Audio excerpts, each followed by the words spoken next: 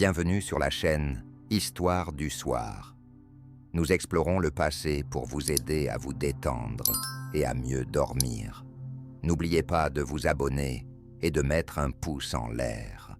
À la fin de notre récit, vous serez déjà endormi. Fermez les yeux et commençons notre histoire. Imaginez la France du XVe siècle, ravagée par des guerres incessantes, la famine et les maladies. Les villes sont en proie aux flammes. De vastes régions sont sous le contrôle des ennemis et le peuple est pratiquement dépourvu d'espoir. C'est dans cette période difficile qu'émerge sur la scène historique l'incroyable Jeanne d'Arc, une modeste paysanne d'un petit village, à peine âgée de 17 ans, qui affirme entendre des voix de saints l'appelant à sauver le pays. Près de 6 siècles plus tard, son histoire continue de captiver l'imagination des gens à travers le monde. Et Jeanne elle-même est devenue un symbole d'héroïsme, de foi et de sacrifice. Qui était vraiment Jeanne d'Arc? Comment cette jeune femme charismatique a-t-elle pu mener des armées, inspirer des rois et changer radicalement le cours de la guerre? Au cours de notre conférence, nous tenterons de mieux comprendre sa personnalité. Était-elle une véritable sainte, guidée par des forces supérieures, ou est-elle devenue un instrument dans les jeux politiques des rois et des évêques? Ses visions étaient-elles de véritables révélations, ou simplement des produits du stress et de la foi? Pourquoi demeure-t-elle l'une des figures les plus mystérieuses et inspirantes de l'histoire? Plongeons ensemble dans les mystères de sa vie et de son destin. Pour comprendre la grandeur de la personnalité et des exploits de Jeanne d'Arc, il est essentiel de saisir l'époque de sa vie. La France du XVe siècle traversait un conflit long et brutal, connu sous le nom de guerre de 100 ans, qui a duré de 1337 à 1453, s'étendant sur 116 ans et devenant l'un des conflits les plus dévastateurs du Moyen Âge. Le conflit est né de disputes concernant la succession au trône de France. En 1328, après la mort du roi Charles IV le Bel, dernier représentant de la dynastie capétienne par la lignée masculine, une crise politique a surgi, car il n'avait pas laissé de fils, le roi d'Angleterre Édouard II, étant le petit-fils du roi français Philippe Ier, par la lignée féminine, a déclaré qu'il avait le droit de revendiquer le trône français. Cependant, la noblesse et le clergé français ont rejeté cette revendication, invoquant les lois saliques, selon lesquelles la succession royale devait se faire uniquement par les lignées masculines. En fin de compte, le trône de France a été occupé par Philippe VI de la maison de Valois, neveu de l'ancien roi. Édouard II, ne reconnaissant pas ce choix, a ressenti une offense personnelle et une violation de ses droits. En 1337, il a officiellement déclaré la guerre à la France, donnant ainsi le coup d'envoi à un conflit prolongé et tragique. Au début, les Anglais ont connu des succès significatifs. En 1346, lors de la bataille de Crécy, les troupes d'Édouard Neurodossa infligèrent une défaite écrasante à une armée française beaucoup plus nombreuse. Leur victoire à Déta a été rendue possible grâce aux compétences des archers, armés de longs arcs, qui perçaient facilement les armures françaises. Cette bataille est devenue l'une des victoires les plus célèbres de l'Angleterre et a mis en évidence la vulnérabilité de la stratégie militaire traditionnelle française. 10 ans plus tard, en 1356, une nouvelle bataille tragique pour les Français a eu lieu, la bataille de Poitiers. Lors de ce combat, Édouard, le prince noir, fils d'Édouard de Bohuld, infligea à nouveau une défaite à l'armée française et captura le roi Jean II le Bon. Le roi fut amené en Angleterre, ce qui constitua une lourde humiliation pour la France et entraîna une profonde crise dans le pays. les révoltes des paysans et des citadins s'intensifièrent, et l'économie ainsi que l'agriculture furent en déclin. Le conflit se poursuivit avec des succès variables et fut périodiquement interrompu par des trêves. Cependant, le coup fatal fut porté en 1415, lorsque le jeune roi d'Angleterre, Henri V, débarqua dans le nord de la France et engagea la célèbre bataille d'Azincourt. Malgré la supériorité numérique des Français, les Anglais remportèrent à nouveau la victoire grâce à une tactique plus efficace et à leur discipline. Cette défaite a moralement brisé le commandement français, ce qui a conduit les Anglais à capturer Paris et une grande partie du nord de la France. À ce moment-là, l'indépendance de la France était menacée et des provinces puissantes comme la Bourgogne commencèrent à agir de manière autonome, formant parfois des alliances avec les Anglais contre le gouvernement central. Le roi Charles VI le Fou a effectivement perdu le pouvoir en raison de ses maladies et de son état mental, ce qui a conduit à un chaos politique total dans le pays. Sous l'effet de ces événements catastrophiques, le peuple français a enduré de graves souffrances. Les guerres incessantes détruisaient les récoltes, provoquaient des épidémies et la famine, obligeant de nombreux paysans et citadins à perdre leur logement et leurs moyens de subsistance, les plaçant au bord de la pauvreté et du désespoir. La pauvreté, les maladies et la peur constante sont devenues une partie intégrante de la vie quotidienne des Français. Loin des grandes villes, au milieu des vastes prairies, forêts et collines de Lorraine, se trouvait un petit village nommé Domrémy, presque épargné par la civilisation et le bruit du monde extérieur. Ici, la vie des gens suivait les cycles naturels et les préoccupations quotidiennes rurales, qui ressemblaient fortement à celles qui existaient il y a 100 ou même 200 ans. C'est dans cette simple famille paysanne qu'en 1412 naquit une fille nommée Jeanne. La famille de Jeanne, connue par la suite sous le nom de d'Arc, ne se distinguait pas parmi les villageois, mais jouissait du respect grâce à son honnêteté et à son travail acharné. Son père, Jacques d'Arc, était un homme sévère, franc et strict, mais juste. Il cultivait une petite parcelle de terre, faisait pousser des céréales et élevait du bétail, tout en étant parfois élu maire du village. Jacques s'efforçait d'élever ses enfants, en mettant l'accent sur la discipline, le respect du travail et des principes moraux solides. Dans la maison de Jeanne, il n'y avait pas de place pour l'oisiveté et le farniente. Son père ne tolérait pas la paresse et veillait toujours à ce que les enfants s'occupent d'activités utiles. La mère de Jeanne, Isabelle Romée, était tout à fait différente de lui. Elle était douce, gentille, attentionnée et profondément religieuse. C'est elle qui, dès leur jeune âge, enseignait à Jeanne et à ses frères et sœurs à prier, racontait des histoires bibliques et inculquait des valeurs de compassion et de miséricorde.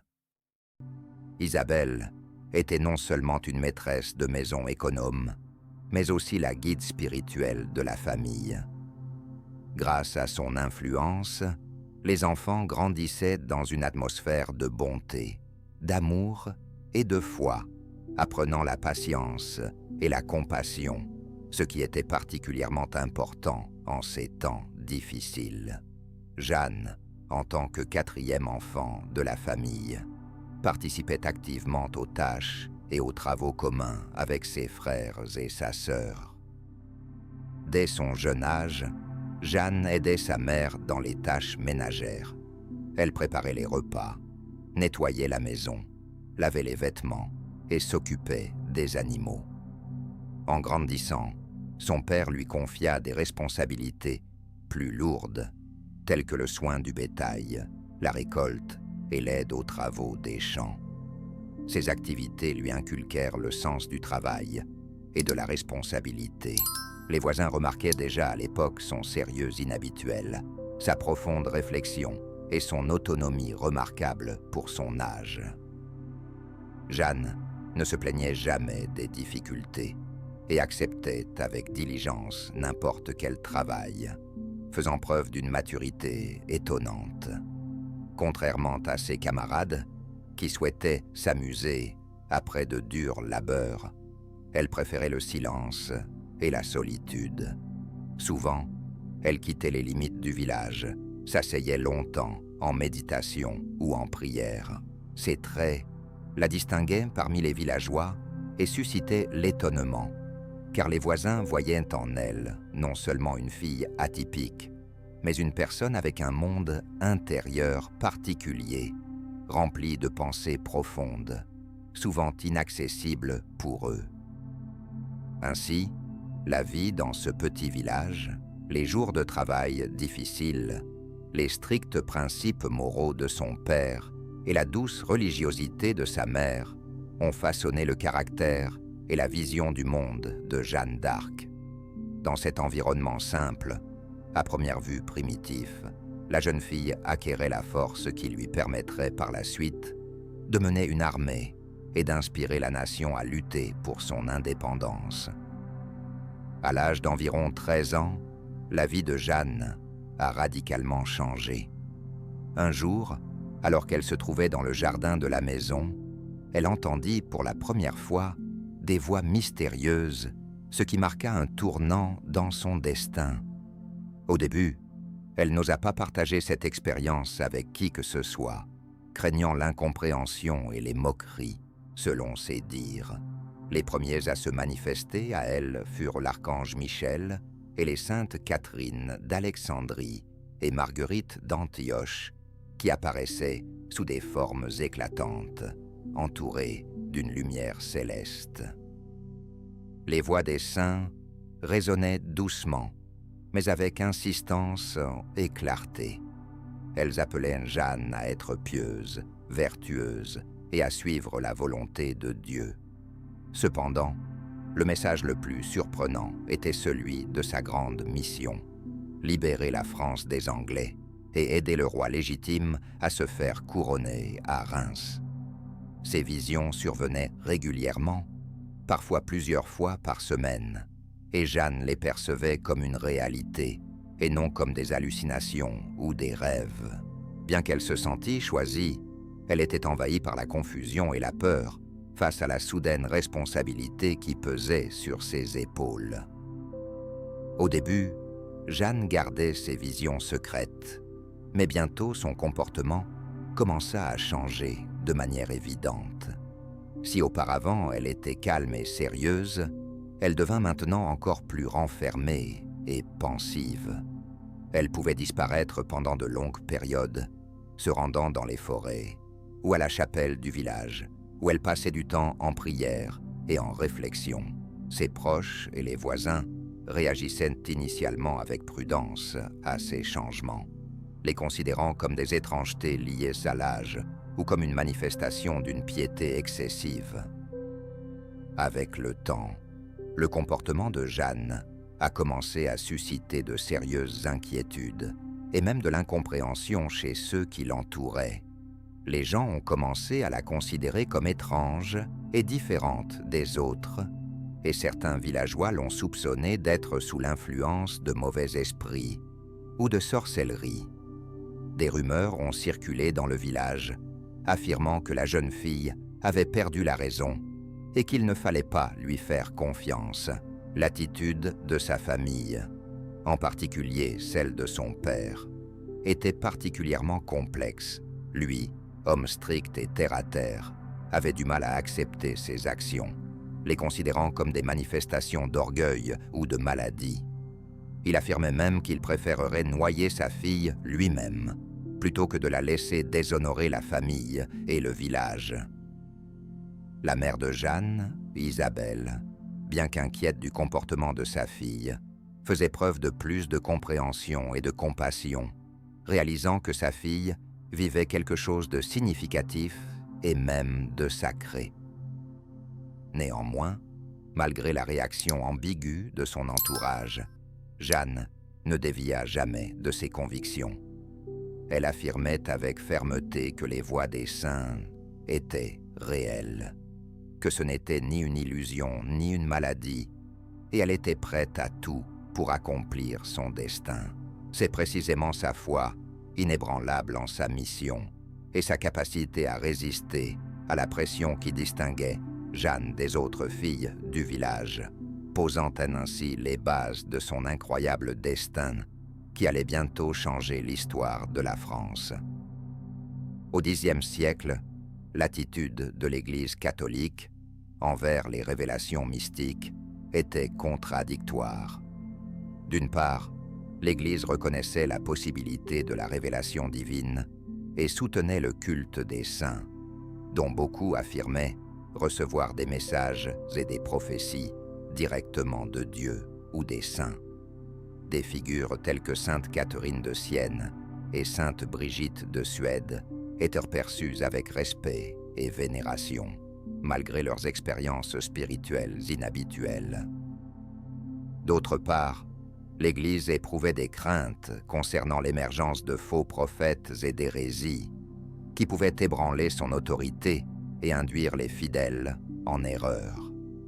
Par conséquent, toute révélation mystique était soigneusement examinée par les autorités ecclésiastiques. En général, des spirituels ou des théologiens étudiaient les récits des personnes concernant leurs visions pour les évaluer. La personne partageant ces révélations devait faire preuve d'une profonde humilité, d'une soumission totale à l'Église et d'un haut niveau de pureté spirituelle. Si de tels individus montraient des signes d'orgueil, de désobéissance ou d'actes douteux, ils étaient rapidement considérés comme possédés par des démons, charlatans ou simplement fous. Lorsque Jeanne partagea pour la première fois ses visions, de nombreux habitants de Domrémy et les prêtres locaux y firent preuve de scepticisme. Néanmoins, il existait des raisons pour lesquelles elle n'était pas considérée comme folle ou hérétique. Tout d'abord, son comportement était conforme aux normes morales chrétiennes. Elle était pieuse, modeste et bienveillante, priait activement et suivait sincèrement les principes religieux.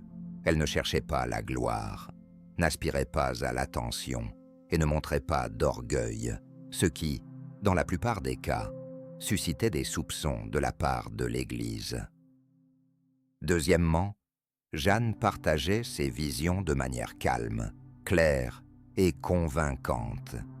Ses paroles étaient logiques et précises, se distinguant de manière écrasante des propos incohérents des fous ou des charlatans qui étaient rapidement exposés.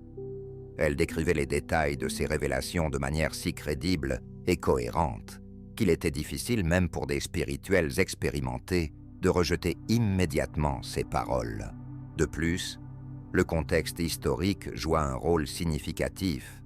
La France se trouvait dans une situation difficile et le peuple cherchait désespérément l'espoir d'un miracle. L'Église ne pouvait ignorer l'humeur publique, surtout lorsque les gens ordinaires commencèrent à percevoir Jeanne comme une possible salvatrice envoyée par Dieu. Les prêtres locaux et même certains hauts représentants du clergé espéraient secrètement que les visions de Jeanne deviendraient authentiques et aideraient le pays à atteindre la paix et la stabilité. L'Église et le pouvoir civil la considéraient également comme un possible instrument politique pour renforcer l'autorité du roi et unir le peuple contre les menaces extérieures. Si elle avait été immédiatement déclarée folle ou possédée, cela aurait détruit la chance de tirer parti de son influence et de son autorité auprès de la population ordinaire. Ainsi, au lieu d'un jugement immédiat, il fut décidé de soumettre Jeanne à un examen approfondi, en l'envoyant discuter avec des théologiens et des clercs érudits. Elle passa une série d'interrogatoires et d'épreuves sur son intégrité et sa pureté morale. Lorsque cela devint clair que Jeanne réussissait ses vérifications et fournissait des explications précises, sa mission fut reconnue comme digne d'intérêt, ce qui lui permit de s'adresser au roi. Ainsi, l'Église percevait Jeanne et ses révélations avec une attitude prudente mais positive. Après une analyse approfondie de son comportement et de ses convictions, au lieu de l'accuser de folie ou d'hérésie, les autorités ecclésiastiques approuvèrent en fait sa mission, permettant à Jeanne de devenir une figure significative, capable de changer le cours de l'histoire française. Lorsque Jeanne prit pleinement conscience que sa vocation était de libérer la France et d'accompagner le dauphin, le futur roi Charles VI, à sa couronnement, elle comprit qu'il lui était nécessaire de le rencontrer en personne pour accomplir cette tâche. C'était une décision audacieuse et risquée pour une simple fille de village, à peine entrée dans la vie adulte. Jeanne était déterminée à atteindre son objectif.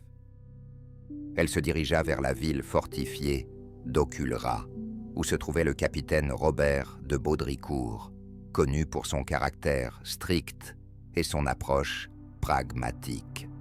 Cet homme était extrêmement prudent et au départ accueillit Jeanne avec scepticisme, se laissant même aller à des moqueries. Pour quiconque de sensé à cette époque, l'idée d'une jeune paysanne affirmant qu'elle était envoyée par Dieu pour sauver la France paraissait absurde. Néanmoins, Jeanne était persévérante et n'avait pas l'intention de reculer. Elle rendait régulièrement visite à Robert de Baudricourt, répétant avec insistance ses demandes de rencontre avec le dauphin.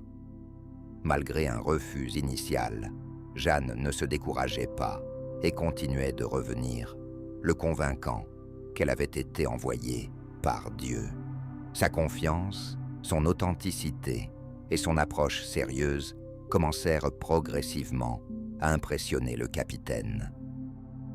Pendant ce temps, les rumeurs sur la jeune paysanne extraordinaire et sa mission commencèrent à se répandre à Vaucouleurs et dans ses environs.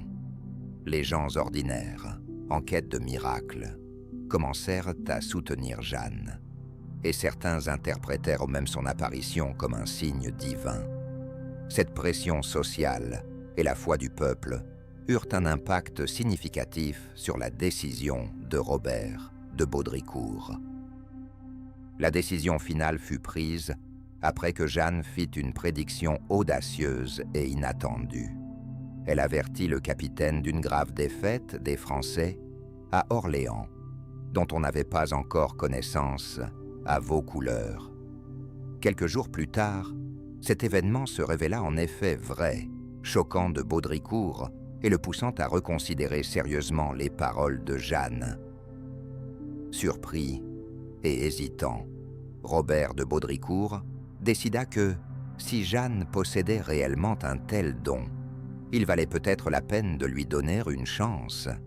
Il accepta de l'envoyer à Chinon, où se trouvait Charles VI, mais imposa certaines conditions.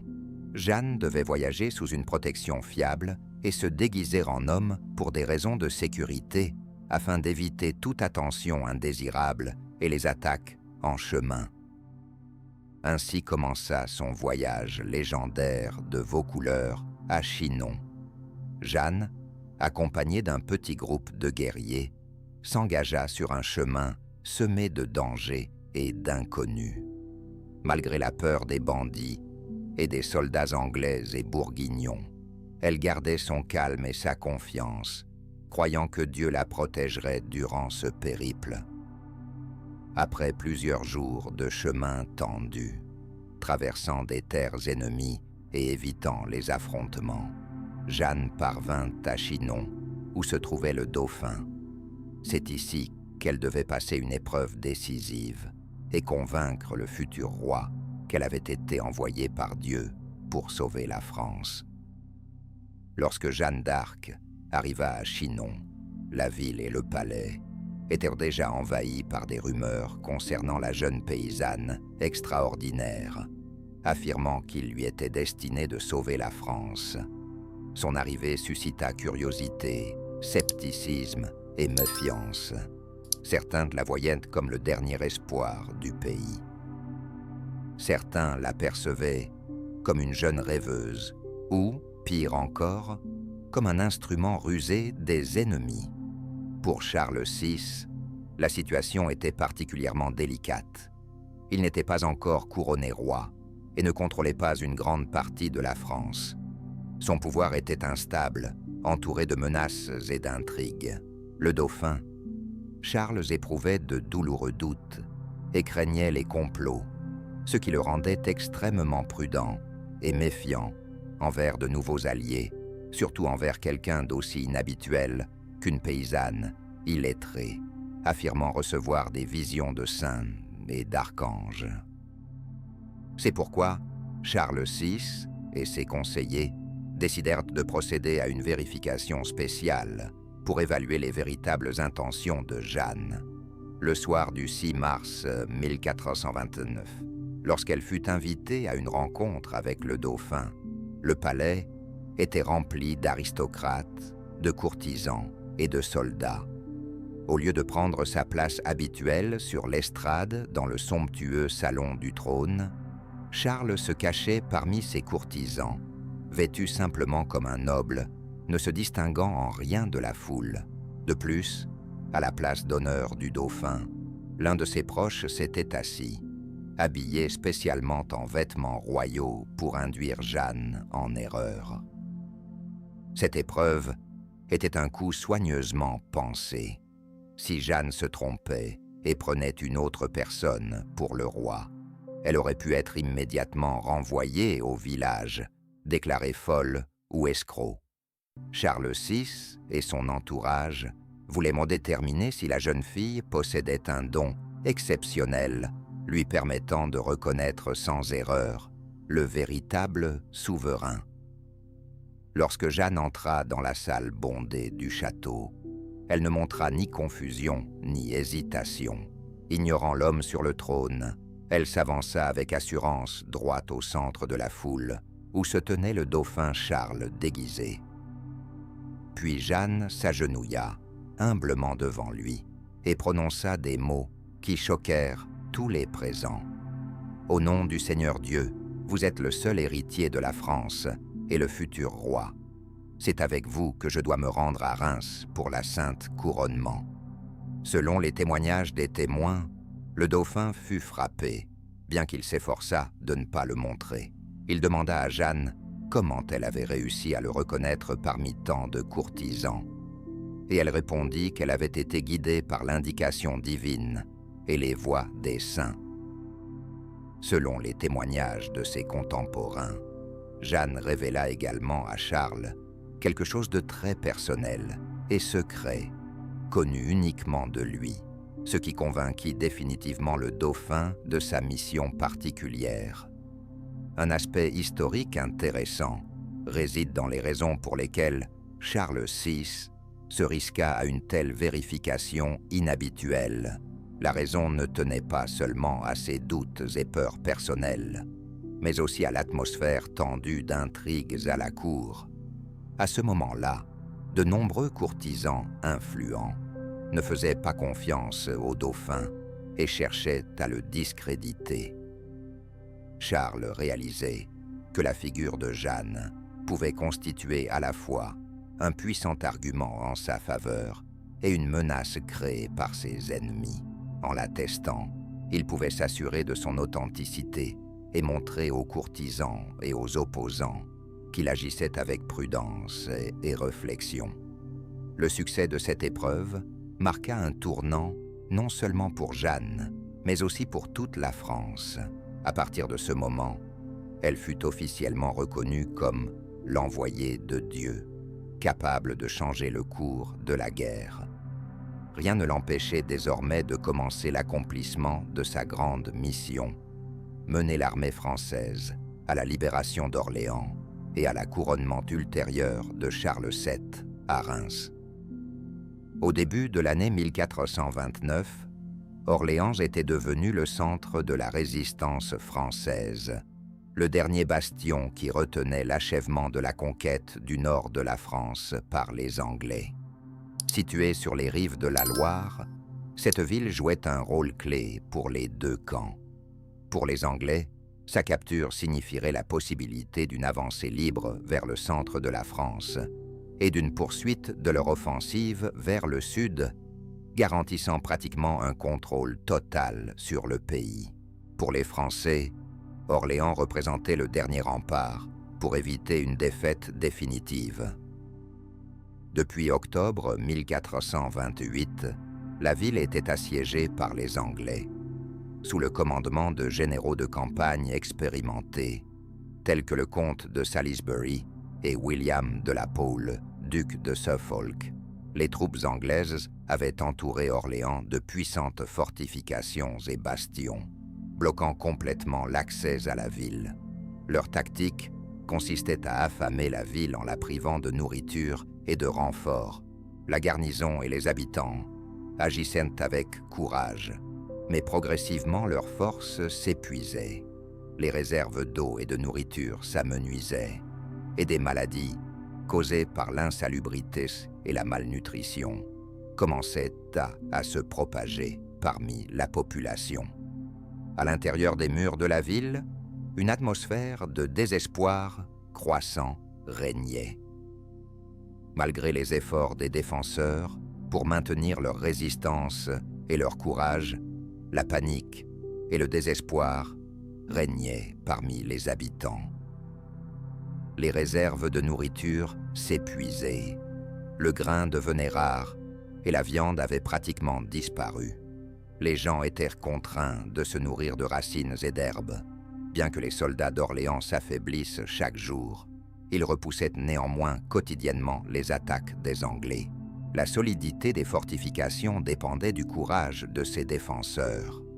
Les Anglais se sentaient si confiants qu'ils organisaient des banquets juste aux portes d'Orléans, célébrant leur victoire, se moquant des défenseurs et tenant des tournois chevaleresques. Ces actions constituaient une guerre psychologique visant à briser le moral des défenseurs et à accélérer leur capitulation. La situation à Orléans était si critique que de nombreux conseillers de Charles VI considéraient la ville comme presque perdue. Au sein de l'entourage du dauphin, de vifs débats avaient lieu sur la nécessité de poursuivre les efforts pour sauver la ville, ou s'il valait mieux l'abandonner, afin de préserver les ressources et les troupes pour défendre les régions du sud. Le dauphin lui-même, Charles VI, ressentait de l'incertitude et des doutes, conscient que la perte d'Orléans minerait définitivement son autorité aux yeux du peuple et détruirait le moral des Français. Pendant ce temps, le peuple de France, observant le siège d'Orléans, éprouvait un profond désespoir et un sentiment d'impuissance. La ville était devenue non seulement un objectif militaire, mais aussi un symbole de résistance contre les occupants. La chute d'Orléans menaçait l'effondrement spirituel de tout le pays. Les habitants d'autres villes pouvaient facilement se rendre sans combattre, compte tenu de l'impuissance de l'armée française et du roi. Les Anglais en étaient pleinement conscients, ce qui ne faisait qu'encourager leurs efforts pour s'emparer de la ville. En cette période critique pour les Français, l'apparition de Jeanne d'Arc constitua un tournant inattendu. L'idée qu'une frêle paysanne puisse influencer l'issue de la guerre semblait absurde et incroyable. Néanmoins, grâce à ce paradoxe et à la foi indéfectible de Jeanne, elle-même, son arrivée eut un impact impressionnant sur la société et l'armée française. La nouvelle que Jeanne, surnommée par le peuple l'envoyée de Dieu, se dirigeait vers la ville, se répandit rapidement parmi les défenseurs et les habitants d'Orléans. Affamés, épuisés et ayant perdu tout espoir, les gens ressentirent à nouveau un regain de foi, témoignant que Dieu ne les avait pas abandonnés. Cette renaissance de l'espoir devint sans doute une arme plus puissante que n'importe quelle armée ou machine de guerre. Ainsi, au début de l'année 1429, Orléans représentait non seulement un important objectif stratégique dans la guerre de 100 ans, mais aussi un centre où se jouait le destin d'un peuple entier. Préparée à sa chute, la ville était au bord de la catastrophe. Sa perte menaçait l'effondrement de toute la France. C'est à ce moment de désespoir qu'apparut Jeanne d'Arc, une femme qui allait changer le cours de l'histoire et inspirer non seulement les défenseurs d'Orléans, mais aussi tout le peuple français à se battre. Lorsque Jeanne d'Arc arriva à Orléans le 29 avril 1429, la ville était déjà assiégée par les troupes anglaises depuis plus de 7 mois. Les défenseurs étaient complètement épuisés par les combats incessants, la famine et les maladies. Les contingents anglais, comptant environ 5000 hommes, et dirigés par des chefs expérimentés tels que William de la Pole et John Talbot, étaient convaincus de leur victoire. Ils contrôlaient presque tous les accès à la ville et avaient érigé un puissant système de fortification autour d'Orléans, l'isolant pratiquement du monde extérieur. Les Français savaient que sans un miracle, ils étaient condamnés. Le moral des défenseurs d'Orléans était à un niveau extrêmement bas. À ce moment dramatique, lorsque la jeune paysanne sans expérience militaire entra dans la ville, son apparition semblait presque absurde. Cependant, Jeanne devint précisément cet espoir sur lequel les habitants et les défenseurs avaient tant compté.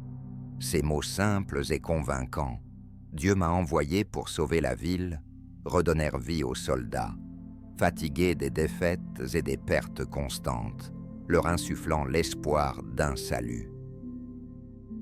L'un des premiers pas de Jeanne à Orléans fut une rencontre avec les commandants de la défense, parmi lesquels se trouvaient des chefs expérimentés tels que Jean de Dunois, le bastard d'Orléans, le célèbre capitaine La Hire et le maréchal de Gilder. Malgré leur scepticisme initial, ils furent impressionnés par la détermination et l'assurance de la jeune fille. Jeanne insista pour mettre fin à la stratégie défensive et passer à une contre-offensive contre les Anglais, ce qui allait à l'encontre des conseils prudents des commandants. Sa persistance et sa passion finirent par les convaincre de lui faire confiance. Jeanne se trouvait toujours au cœur des batailles. Cependant, il est remarquable qu'elle n'ait jamais combattu avec une arme à la main. L'épée qui lui fut remise, à la demande de l'église de Sainte-Catherine de Fierbois, représentait davantage un symbole qu'un véritable outil de combat. Les données historiques affirment que Jeanne ne l'a jamais utilisée, préférant tenir à la main une bannière de guerre sur le tissu blanc, brodé de lys dorés, symbole de la France, étaient inscrits les noms de Jésus et de Marie. Jeanne croyait que son véritable objectif n'était pas de tuer des ennemis, mais d'inspirer les soldats par sa foi, son courage et sa force spirituelle. Pendant les batailles, Jeanne se trouvait aux positions les plus dangereuses, brandissant sa bannière et encourageant les soldats par son courage et sa voix. Les soldats remarquaient que son intrépidité et son dévouement les inspiraient à réaliser des exploits qu'ils n'avaient jamais rêvés auparavant. Un jour, lors de l'assaut contre les fortifications anglaises, elle reçut une grave blessure à l'épaule causée par une flèche. Néanmoins, après avoir reçu les premiers soins, Jeanne se releva et continua d'inspirer les guerriers à mener des attaques persistantes. Un moment clé du siège fut la bataille pour la Laiturelle, un puissant bastion anglais sur les rives de la Loire, considéré comme presque imprenable. Le 7 mai 1429, Jeanne mena l'assaut décisif.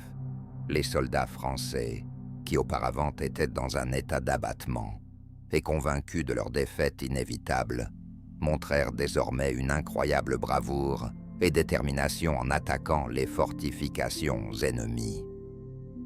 Les Anglais furent tellement frappés par l'assaut soudain des Français qu'ils ne purent maintenir leur position. La chute de la Laiturelle ébranla leur confiance dans le fait que la ville capitulerait bientôt. Le lendemain, le 8 mai 1429, l'armée anglaise, ayant perdu son initiative et son moral, fut contrainte de lever le siège et de se retirer. Cette victoire constitua un événement marquant pour la France, car il s'agissait de la première victoire significative des Français depuis de nombreuses années de guerre. Jeanne fut proclamée la pucelle d'Orléans, et sa renommée se répandit rapidement à travers le pays.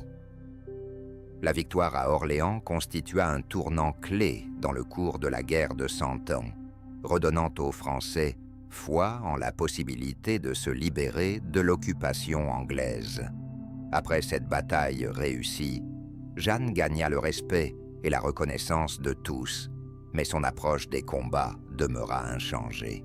Elle ne participait pas au meurtre et évitait les effusions de sang, restant un leader spirituel dont la force résidait dans sa foi et son exemple, tandis que sa bannière devint le symbole de la libération et du renouveau de la France. Après la victoire décisive à Orléans, la réputation et l'influence de Jeanne d'Arc augmentèrent considérablement.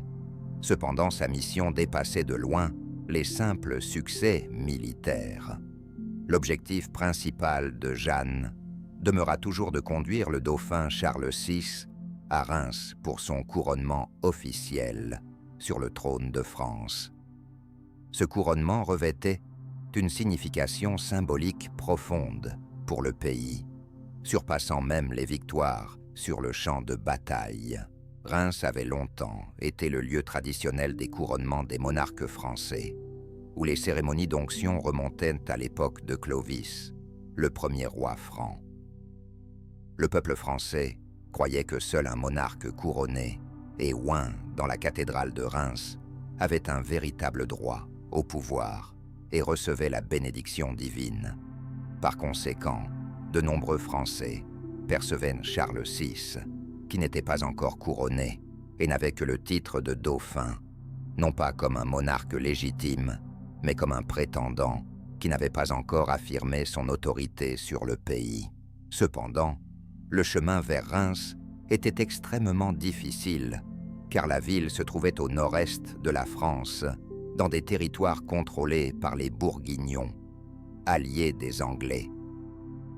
De nombreux conseillers de Charles VI considéraient le voyage vers Reims comme trop risqué et même impossible. Cependant, Jeanne insistait sur la nécessité d'une expédition immédiate, convainquant le roi et son entourage que ce n'était pas simplement une cérémonie, mais un pas important vers l'unification du pays. Elle affirmait qu'une fois couronné, le peuple reconnaîtrait définitivement Charles VI comme roi légitime et se rassemblerait autour de lui dans la lutte contre les envahisseurs. Ses arguments convaincants et son prestige élevé après la victoire à Orléans firent leur effet, et le dauphin accepta ce risque.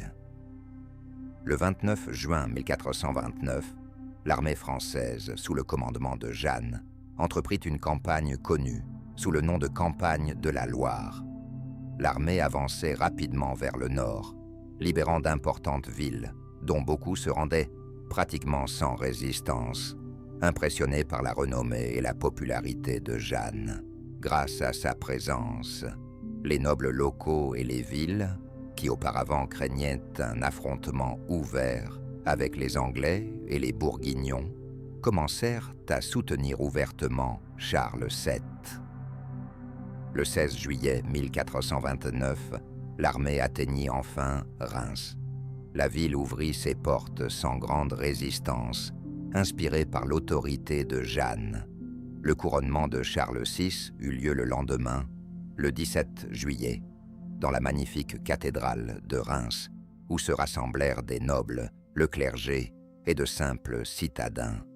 Ce moment constitua un véritable triomphe pour toute la France, symbolisant la victoire tant attendue et le début du renouveau du pays. Jeanne, revêtue d'armure et se tenant devant l'autel avec son célèbre étendard à la main, soulignait son rôle dans cet événement historique. Sa présence au couronnement avait une signification particulière. Une jeune fille, issue du milieu paysan, ne cherchant pas à s'élever, incarnait l'idée que le roi avait reçu son pouvoir par la volonté de Dieu et grâce aux exploits des simples gens, unis dans la lutte pour la liberté de leur patrie. Cet couronnement non seulement affirma l'autorité de Charles XVI en tant que roi, à part entière, et reconnu de France, mais symbolisa également l'union du peuple français. Désormais, personne ne doutait que Charles était le seul monarque légitime, tandis que les Anglais étaient considérés comme des envahisseurs. Ainsi, grâce à la détermination et à la foi de Jeanne, le couronnement de Charles VII à Reims marqua un tournant dans la guerre de 100 ans, rétablissant la légitimité de la monarchie et inspirant les Français à poursuivre leur lutte pour libérer leur patrie des envahisseurs anglais. À partir de ce jour, Jeanne d'Arc devint non seulement une héroïne nationale, mais aussi l'incarnation de la France renaissante. Après le majestueux couronnement à Reims, qui marqua le sommet de son triomphe, un tournant inattendu se produisit. Il semblait que le roi devait entièrement faire confiance à sa salvatrice et s'appuyer sur son autorité. Cependant, après cette victoire, les relations entre Jeanne et Charles VI commencèrent à se détériorer rapidement, évoluant progressivement vers l'aliénation.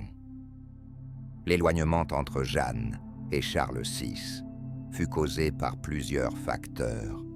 Tout d'abord, après le couronnement, le roi acquit beaucoup plus de confiance en lui. Devenu le monarque légitime de France, il ressentit une indépendance vis-à-vis de l'influence de Jeanne. Beaucoup à la cour estimaient que la jeune femme, issue du bas peuple, avait acquis trop d'influence sur les affaires de l'État et sur le roi lui-même. Les aristocrates de haut rang et les conseillers, habitués aux intrigues politiques, jalousaient sa popularité et craignaient son autorité parmi le peuple et les soldats. Après la victoire à Orléans et le couronnement à Reims, Jeanne insistait sur la nécessité de poursuivre des actions actives contre les Anglais et les Bourguignons. Elle exigeait une offensive immédiate pour libérer Paris et d'autres villes clés. Cependant, parmi les courtisans, certains soutenaient une stratégie plus prudente, estimant que les succès obtenus étaient déjà suffisants et qu'il fallait maintenant consolider les positions en évitant des risques inutiles. Charles VI, connu pour sa prudence et sa méfiance, commençait progressivement à adopter la position des courtisans qui estimaient que l'influence de Jeanne était devenue excessive et menaçante. Sa détermination inébranlable et sa franchise commençaient à irriter le roi et son entourage. En conséquence, il s'éloigna du soutien actif de ses initiatives militaires et commença à prêter de plus en plus d'attention au conseil qui considérait Jeanne comme un danger pour leur propre influence. Cet éloignement ne se manifesta pas immédiatement, mais devint bientôt clairement perceptible pour Jeanne. De plus en plus souvent, elle n'était pas invitée au conseil militaire. Ses demandes pour de nouvelles actions étaient ignorées, et le roi commença à éviter les rencontres avec elle. Pour Jeanne, qui croyait profondément en sa mission de libération de la France, cette attitude représentait une épreuve sérieuse. Un aspect historique intéressant réside dans la manière dont la cérémonie de couronnement de Charles VII à Reims était réalisée et dans les rituels inhabituels utilisés pour confirmer la légitimité du nouveau monarque. La tradition française était indissociablement liée aux rites religieux, et le couronnement revêtait une profonde signification spirituelle. Outre le traditionnel onction avec l'huile sainte, prétendument envoyée du ciel par un ange pour le baptême du premier roi chrétien des Francs, Clovis, il existait d'autres rituels intéressants. Parmi eux se distinguait un acte symbolique particulier, où des représentants éminents du clergé et de la noblesse assuraient ouvertement les présents dans la cathédrale de leur soutien à Charles. En tant que monarque légitime, ils s'adressaient au peuple avec des discours demandant « Reconnaissez-vous cet homme comme votre roi ?» Les gens devaient répondre en chœur « Oui, nous le reconnaissons ». Ce rituel symbolisait l'unité du peuple, du clergé et de l'aristocratie dans la reconnaissance du pouvoir monarchique. Un autre aspect captivant de la cérémonie était la remise de régalia symboliques spéciales, telles que l'épée, les éperons, la couronne et le sceptre, qui conféraient au nouveau roi non seulement le pouvoir, mais aussi le devoir de protéger le peuple et l'Église. Charles VI recevait ces attributs des plus hauts hiérarques ecclésiastiques, ce qui soulignait son engagement à défendre la France et la foi contre les ennemis. En fin de compte, le couronnement devenait un puissant symbole d'unité entre le peuple et son monarque. Néanmoins, malgré cette unité, l'éloignement progressif du roi vis-à-vis de Jeanne devint l'un des moments les plus dramatiques de sa vie, qui conduisit finalement à la conclusion tragique de sa mission. Les relations entre Jeanne d'Arc et Charles VI commencèrent à se détériorer, ce qui l'a mis dans une situation difficile. Bien que le roi ait commencé à lui faire preuve de froideur, Jeanne n'avait pas l'intention d'abandonner sa mission. Son objectif restait la libération totale de la France des Anglais et de leurs alliés. Dans ce but, elle se lança dans une campagne militaire vers le nord, dans les terres contrôlées par le duc de Bourgogne, allié des Anglais. Au printemps 1430, Jeanne se trouvait à Compiègne, une ville stratégiquement importante sur la rivière Oise. Elle constituait un nœud clé de défense contre les troupes du duc de Bourgogne et des Anglais qui cherchaient à reprendre des positions perdues et à stopper l'avancée française. Le 23 mai 1430, une bataille fatidique eut lieu, marquant une étape tragique dans le destin de Jeanne. Ce jour-là, elle partit avec un petit groupe de guerriers de la forteresse de Compiègne, dans l'intention d'attaquer soudainement les positions bourguignonnes. Le plan consistait en une frappe rapide et inattendue, visant à démoraliser l'ennemi et à le repousser loin des murs de la ville. Cependant, lors de cette sortie, les événements ne se déroulèrent pas comme prévu. Les soldats bourguignons s'avérèrent plus préparés et coordonnés que prévu. Le détachement français, sous le commandement de Jeanne, fit face à une résistance supérieure et fut contraint de se replier vers les portes de Compiègne. À ce moment critique, une erreur fatidique se produisit.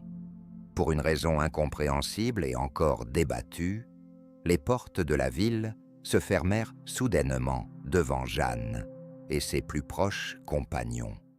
Cela leur empêcha de trouver refuge dans la forteresse et rendit impossible leur fuite face aux ennemis qui les poursuivaient. Jeanne et son petit détachement se retrouvèrent coincés entre les portes fermées et les bourguignons qui les poursuivaient. La bataille fut brève, mais violente. Malgré une résistance désespérée, Jeanne fut capturée par un arbalétrier nommé Lionel de Vendôme. Le mystère de la raison pour laquelle les portes de Compiègne se fermèrent soudainement, au moment où elle revenait, demeure l'un des épisodes les plus intrigants et controversés de son histoire. Certains historiens considèrent ce qui s'est passé comme une erreur fatidique ou un malentendu, provoqué par la panique et le manque de coordination des défenseurs de la ville. D'autres suggèrent que Jeanne aurait pu devenir la victime d'un piège soigneusement orchestré par ses adversaires, y compris des courtisans français cherchant à se débarrasser d'une personnalité influente. Ces soupçons sont renforcés par le fait qu'après sa capture, aucun des commandants français n'a fait de réelles tentatives pour la libérer ou la racheter, malgré les possibilités qui existaient. Le roi Charles VI est resté en fait à l'écart, ne faisant aucun effort pour la sauver, ce qui a soulevé de nombreuses questions et suspicions. Ainsi, la dernière bataille de Jeanne à Compiègne demeure une page mystérieuse et ambiguë de sa biographie. S'agissait-il d'un amer coup du sort, d'une erreur militaire ou d'un acte de trahison? Cette question reste ouverte. Une chose est certaine, la capture de Jeanne marqua le début de la période la plus tragique de sa vie, qui se termina par le procès tristement célèbre et l'exécution, lui conférant à jamais le statut de l'une des figures les plus dramatiques de l'histoire mondiale. Lorsque Jeanne fut capturée sous les murs de Compiègne, le peuple français et l'armée attendaient une réaction immédiate de la part du roi Charles VI et de son entourage. Il semblait que le monarque devait faire tout son possible pour libérer l'héroïne qui avait joué un rôle clé dans sa couronnement et dans le sauvetage du pays d'une catastrophe. Cependant, la réaction fut tout autre. Charles VI et ses conseillers n'entreprirent presque aucune action pour la sauver. La principale raison de cette inaction résidait dans la situation politique complexe qui prévalait à la cour française. Après son couronnement, Charles VI gagna en confiance et commença à écouter les courtisans qui, depuis le début, percevaient Jeanne comme un obstacle et un symbole de leur pouvoir. Ces personnes enviaient sa popularité parmi le peuple et les soldats, la considérant comme une menace capable de saper leur propre position à la cour et leur influence sur le roi. Ils convinrent avec insistance Charles VI que le soutien à Jeanne était devenu impossible et même dangereux, car cela pourrait entraîner des conflits indésirables avec l'Angleterre et la Bourgogne, avec lesquels beaucoup à la cour cherchaient à établir un compromis. Cela était particulièrement vrai en ce qui concerne le mécanisme d'influence de la Bourgogne. À cette époque, le duc Philippe le Bon, dirigeant de la Bourgogne, restait formellement allié aux Anglais, mais agissait en pratique dans l'intérêt de son propre gain politique et économique, manœuvrant habilement entre les parties en conflit. Lorsque Jeanne fut capturée par les Bourguignons, le duc comprit instantanément qu'il tenait entre ses mains un puissant outil de négociation politique. Il réalisait l'importance de Jeanne en tant que symbole, tant pour les Français que pour les Anglais, et décida d'en tirer le maximum de profit en la mettant en vente comme une précieuse captive. Les Anglais s'intéressèrent immédiatement à cette opportunité. La capture de Jeanne fut pour eux une véritable aubaine, car elle, symbole de la résistance française, pouvait non seulement être éliminée, mais aussi utilisée pour discréditer Charles VI. Ils comprenaient qu'un procès public et l'exécution de Jeanne pouvaient infliger un coup sévère à la conscience nationale française et à l'esprit de lutte. Un accord entre les Anglais et les Bourguignons fut atteint très rapidement. Les Anglais payèrent pour Jeanne une somme considérable de 10 000 livres tournois, ce qui, à l'époque, représentait une somme importante. Pour se faire une idée de l'ampleur de cette somme, il convient de noter qu'elle aurait suffi à entretenir un important détachement militaire pendant plusieurs mois. Ce prix élevé s'expliquait non seulement par la valeur militaire de la captive, mais aussi par son immense symbolique et son importance politique. Jeanne incarnait la résistance française. Son nom était largement connu dans chaque village français, et sa capture constituerait un sérieux coup moral pour les Français. Ayant reçu la somme nécessaire, les Anglais emmenèrent Jeanne à Rouen, le centre de leur possession en France, où elle devait comparaître devant un tribunal ecclésiastique soutenu par les autorités anglaises. L'objectif principal de ce tribunal était de déclarer Jeanne hérétique et sorcière, afin de saper sa réputation et de discréditer le roi de France qu'elle avait proclamé. Ainsi, le refus d'aider Jeanne était motivé par les intrigues cyniques de la cour de Charles VI, où régnait la peur de compliquer les relations avec la Bourgogne et l'Angleterre, ainsi que le désir des Bourguignons de tirer profit de cette captive si précieuse. Après que Jeanne d'Arc fut capturée par les Anglais, elle fut envoyée à Rouen, le centre de leur pouvoir sur les territoires français occupés. Là, elle devait comparaître devant un tribunal qui est entré dans l'histoire sous le nom de procès de Rouen. Cet événement est devenu l'un des moments les plus honteux de la guerre de 100 ans, illustrant parfaitement l'utilisation de la justice à des fins politiques.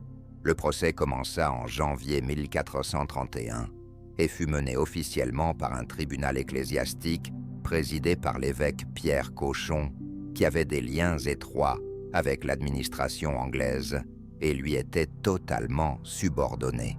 En réalité, ce procès s'est avéré être une mise en scène soigneusement préparée, dont le but n'était pas d'établir la vérité, mais uniquement de discréditer Jeanne au maximum et de la déclarer hérétique et sorcière.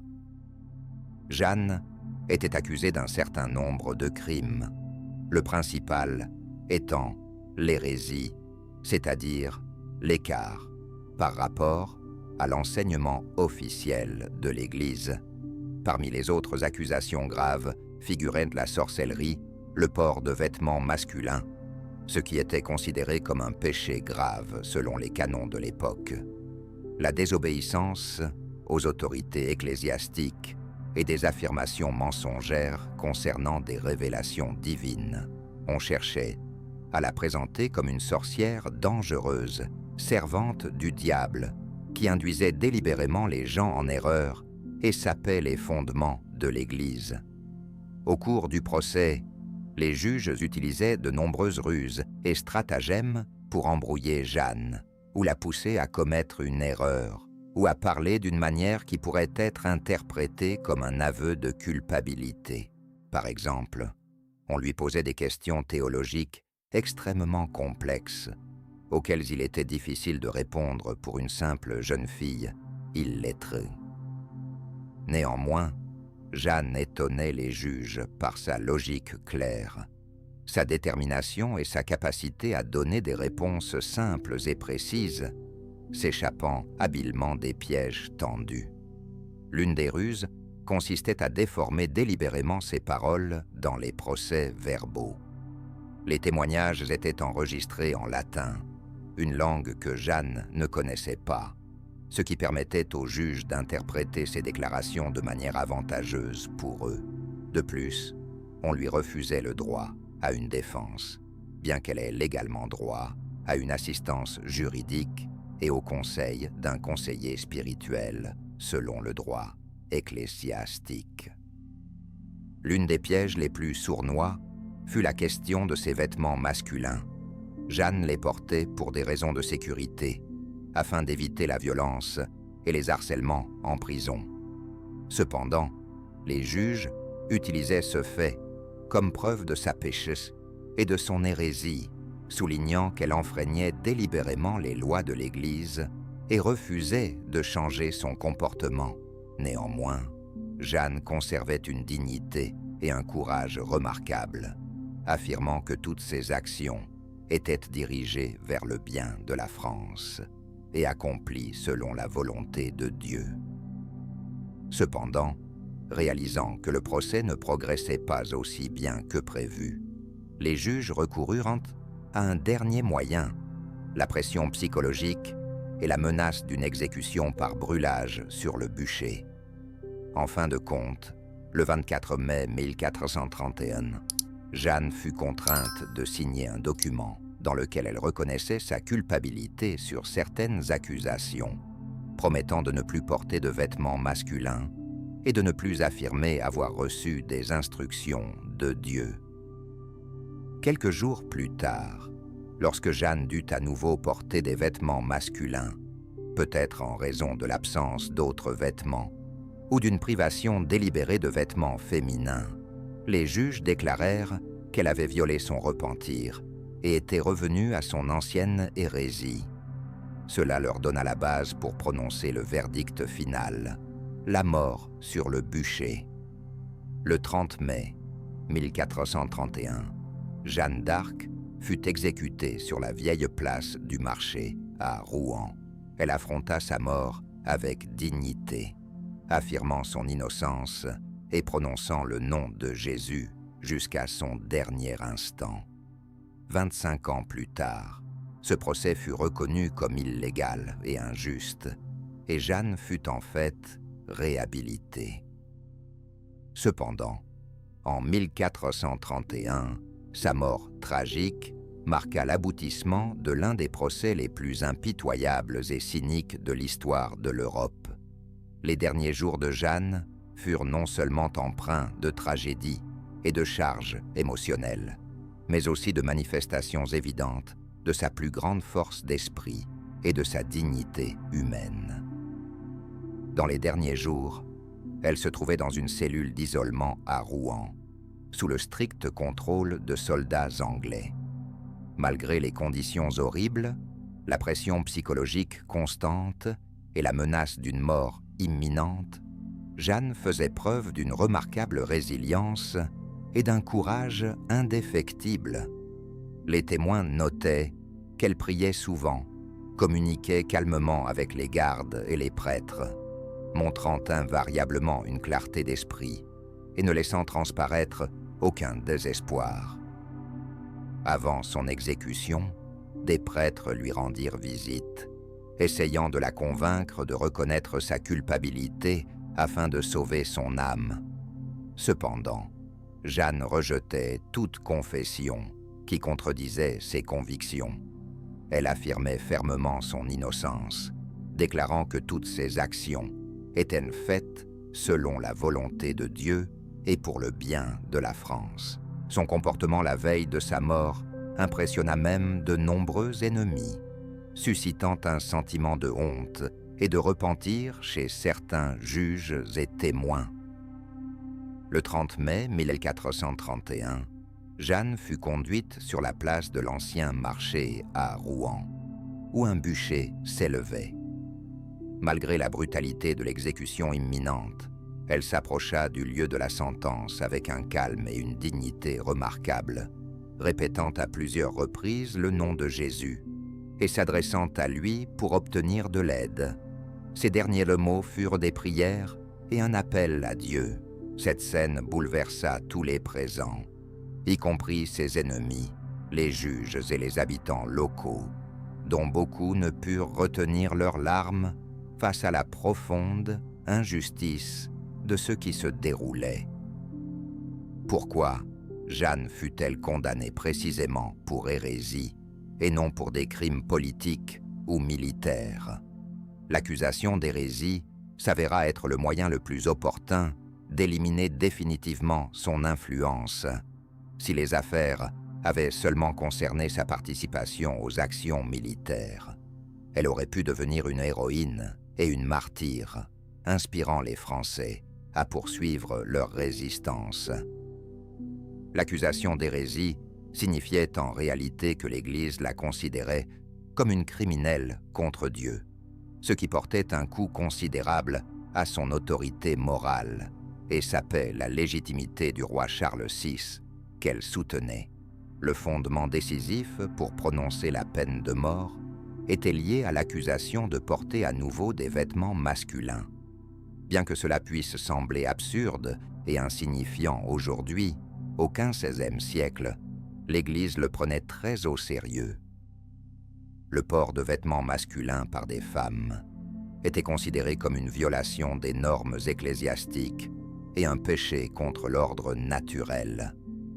Lorsque Jeanne réapparut en vêtements masculins, cela devint la raison de son accusation définitive d'hérésie et de retour au péché dont prétendument elle s'était repentie. Cette accusation formelle fut utilisée par les juges comme un argument décisif pour sa condamnation et sa peine de mort. En réalité, la véritable raison ne résidait pas dans les vêtements ou les questions religieuses, mais dans la signification politique et symbolique de Jeanne, dont l'élimination devint l'objectif des Anglais et de leurs alliés.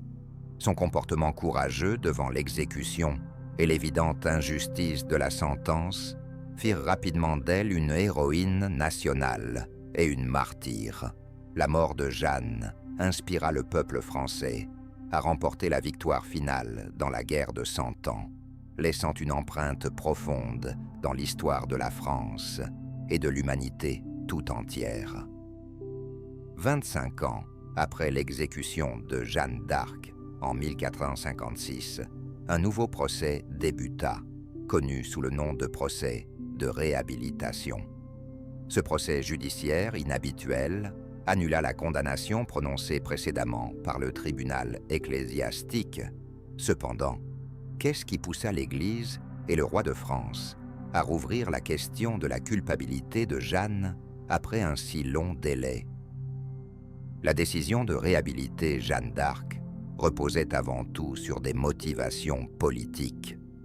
À la mi-XVe siècle, la situation en France avait considérablement changé. La guerre de 100 ans touchait à sa fin. Les Anglais avaient été presque complètement repoussés, et l'autorité du roi Charles VII s'était nettement renforcée. Dans ce contexte, Jeanne ne représentait plus une menace